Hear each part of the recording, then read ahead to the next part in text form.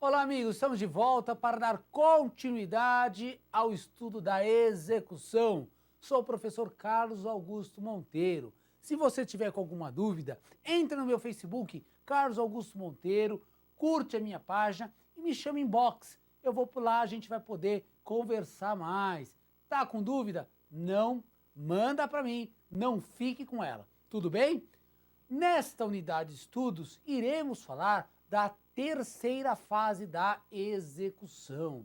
Vimos que a execução nós dividimos em algumas fases. A primeira nós chamamos de fase da liquidação. Visa o quê? Visa chegar ao valor de um título, visa liquidar o título. Muito bem, liquidou o título, eu entro na segunda fase. A segunda fase é a fase da citação barra penhora. Vai terminar onde a segunda fase? Na penhora, garantida a execução, garantidos os bens penhorados ou indicados pelo devedor, ou indicados ou penhorados pelo juízo, garantir o juízo, eu entro na terceira fase, que é esta unidade de estudos aqui. A terceira fase eu denominei de fase da impugnação. Por quê? Porque é a fase em que eu vou poder discutir o valor lá arbitrado na primeira fase. Lá eu podia discutir? Não. Para discutir precisa garantir o juízo. Então, para isso eu preciso passar pela segunda fase. Garantiu? Agora sim eu estou na terceira fase, onde eu vou poder me insurgir quanto a isso. E como isso ocorre? Vamos ver? Vem para cá, 884 da CLT. Garantida a execução ou penhorados os bens, terá o executado 5 dias para apresentar embargos, cabendo igual prazo ao exequente para impugnação. Penhorou os bens? Agora sim as partes poderão discutir o valor. Como eles irão discutir? 5 dias da intimação da penhora ou da garantia do juízo.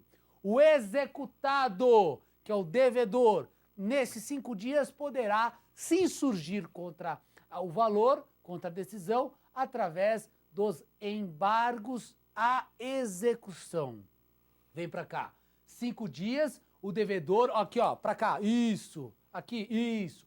O devedor, 5 dias para apresentar embargos à execução. 5 dias da penhora, da intimação da garantia do juízo.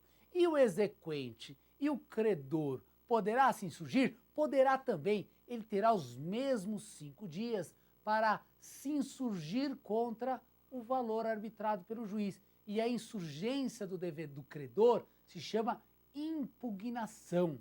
Impugnação à sentença de liquidação. Então, a peça do devedor chama-se embargos à execução. A peça do credor chama-se impugnação à sentença de liquidação. E aí, o que eu vou poder discutir nos meus embargos? Se eu for o credor, o que eu vou poder discutir na minha impugnação? Posso discutir que não tem direito às horas extras? Claro que não. Eu não posso voltar a discutir matérias da fase de conhecimento. Eu vou me ater exclusivamente a fatos ocorridos a questões da execução. O próprio CLT fala isso, quer ver? Vem para essa câmera aqui, tá lá, parágrafo 2º. Tá no parágrafo 1º que eu pulei aqui. O parágrafo 1º traz as matérias que podem ser discutidas na execução. Pagamento, quitação, prescrição, são questões que eu posso discutir lá. Então eu paguei e mesmo assim eu estou sendo executado. Eu vou entrar com embargos para dizer que está pago.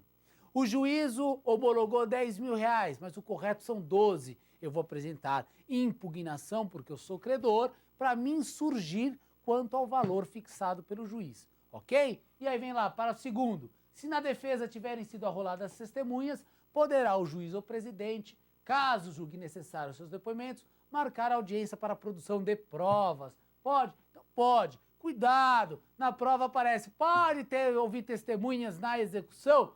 É possível, pode sim, está lá no parágrafo 2º.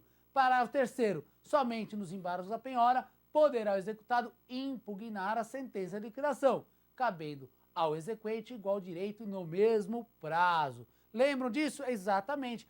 O que é a sentença de liquidação? É aquela que apurou o valor lá atrás, fixou o valor de R$10.000, eu só posso discutir esse valor agora, na terceira fase, por meio de embargos ou impugnação, ok? Vem para essa câmera aqui.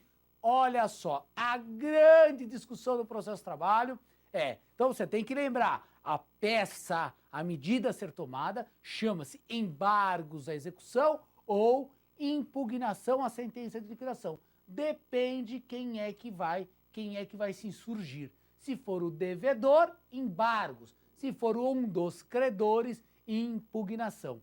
Perfeito. O que se discute muito no processo de trabalho aplica-se ao processo do trabalho a chamada prescrição intercorrente.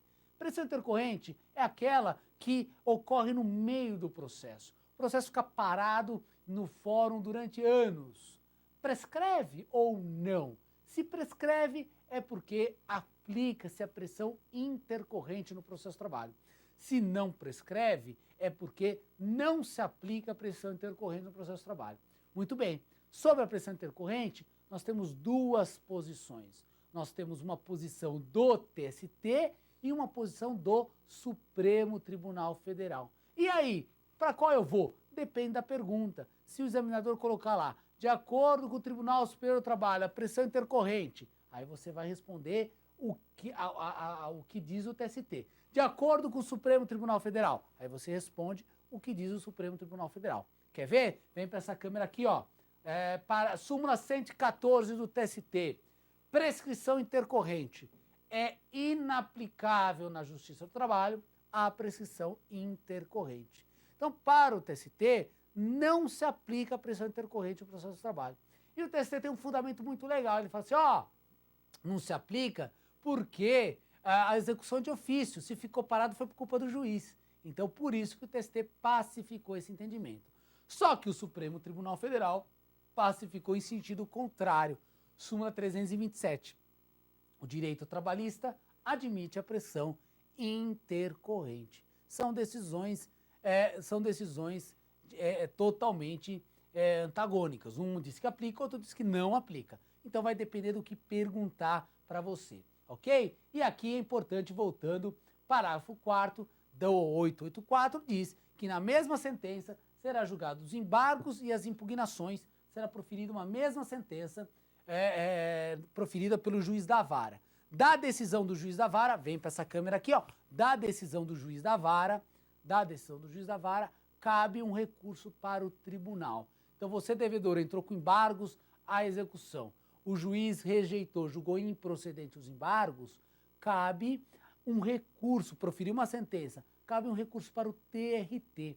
O nome desse recurso é agravo de petição.